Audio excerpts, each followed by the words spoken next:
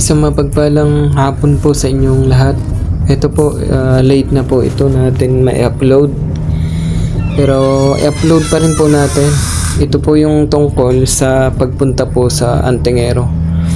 Sa mga Antingero po na tiyuhin ko, at yung isa naman pinuntahan po namin ay isang Antingero po na sundalo na retired na. Tapos yung mga Retired na po.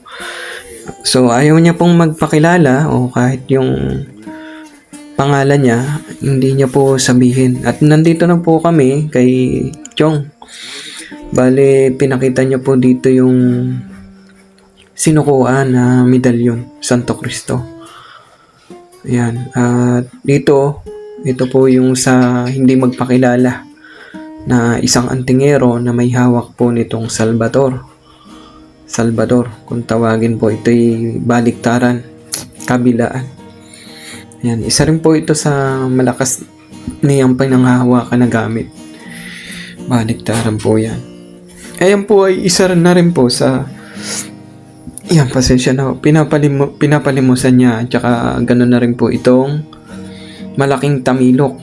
Ayan, kung tawagin niya ay higanting tamilok. Ayan po ay napakaganda sa kabuhayan. Ganun na rin po itong mutya ng suso na magkabila. Ito po isa kanya sa may nais lang daw po na ano. Ito ipapa-vlog niya po sa akin. Ayan o, sa magnanais at magkaayos naman po ang usapan ay magkaigi. Ayan po, isa yan sa kanyang pinalilimos. Ang dalawang magkabila ay tilos na suso na naging bato na po yan. Ayan.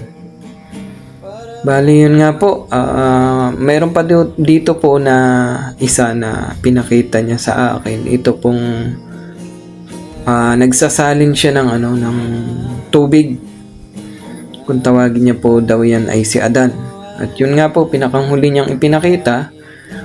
Ito namang Santo Niño po na may kapa na malambot. Luno daw po ito. Ayan. Yan po ay sa may nais lang mag-alaga ngayon pong Biyernes Santo. Abot na abot pa ninyo na pakonsagra po yan. Pero buhay na po yan. Pwede nyo pong ikonsagra pa ulit. Ito rin po, isa rin po yan sa binibitawan na gamit na ni Tio. At yan po ay tested na daw niya sa bala. Mainam na mainam po yan. Maganda po yung gamitin at ikonsagra nyo na rin po kung kayo may mga kakilala na mga Antingero na magaling magkonsagra. Pwede nyo po ring madagdagan ng buhay yan at mapalakas pa. parang aray pagkabuhay. Ayan. Bali, Santo Cristo na niluhuran, kumbaga sinukuan po.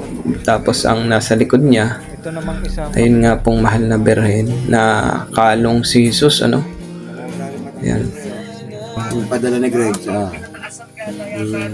Ito kita ko binabanatan ni Bantugan ni Kwan na Bihis. Tatlong putok. Ang wala, sana lahat. So magandang hapon po sa inyong lahat at marami pong salamat sa lahat. Ito po'y para lamang sa mga naniniwala po at sa hindi naman, pwede naman po kayong kumain na lang ng masarap. Marami po salamat. God bless po.